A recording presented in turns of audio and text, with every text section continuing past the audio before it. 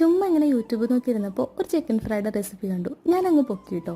വറ്റൽമുളക്, ഇഞ്ചി, വെളുത്തുള്ളി, ചുമന്നുള്ളി എല്ലാം കൂടി നന്നായിട്ടൊന്ന് പൾസ് ചെയ്തു ഫസ്റ്റ്. എന്നിട്ട് അതിലേക്ക് ആവശ്യത്തിന് കറിവേപ്പിലിട്ടിട്ട് ഒന്ന് അരച്ചെടുത്തു. കൺസിസ്റ്റൻസി എന്ന് പറയുമ്പോൾ ഭയങ്കര പേസ്റ്റായിട്ടൊന്നും എടുക്കണ്ട കേട്ടോ. നമുക്കിത് ഇങ്ങനെ എടുത്താൽ മതി. എന്നിട്ട് ഇത് നേരെ എല്ലാം കൂടി ചിക്കനിലേക്ക് ഇട്ടു. ആവശ്യത്തിന് ഉപ്പും കൂടി ഇട്ടിട്ട് നന്നായിട്ട് തേച്ച് പിടിപ്പിച്ച് ഒരു 15 മിനിറ്റ് ഞാൻ മാറ്റി വെച്ചു കേട്ടോ.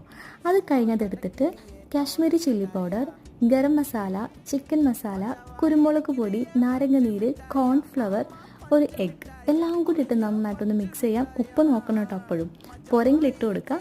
എന്നിട്ടൊരു 2-2.5 മണിക്കൂറോളം ഫ്രിഡ്ജിലേക്ക് വെച്ചു. ഞാൻ ഇതുവരെ ചിക്കൻ ഫ്രൈ ചെയ്തതിൽ എനിക്ക് ഏറ്റവും ഇഷ്ടപ്പെട്ടൊരു റെസിപ്പി തന്നെയാണ് കേട്ടോ ഇത്. ഫ്രൈ ചെയ്ത വീഡിയോ എടുക്കാത്തതിൻ്റെ റീസൺ എന്താണെന്ന് വെച്ചിട്ടുണ്ടെങ്കിൽ അമ്മയാണ് ഫ്രൈ ചെയ്തത്. ഞാനൊരു ഫ്രണ്ട് വിളിച്ചിട്ട് കോളിൽ ഇത്തിരി ബിസി ആയിപ്പോയി. പക്ഷെ ഇതെല്ലാവരും ട്രൈ ചെയ്ത് നോക്കേണ്ട ഒരു ഐറ്റം തന്നെയാണ് കേട്ടോ. കിട്ടു ടേസ്റ്റ്.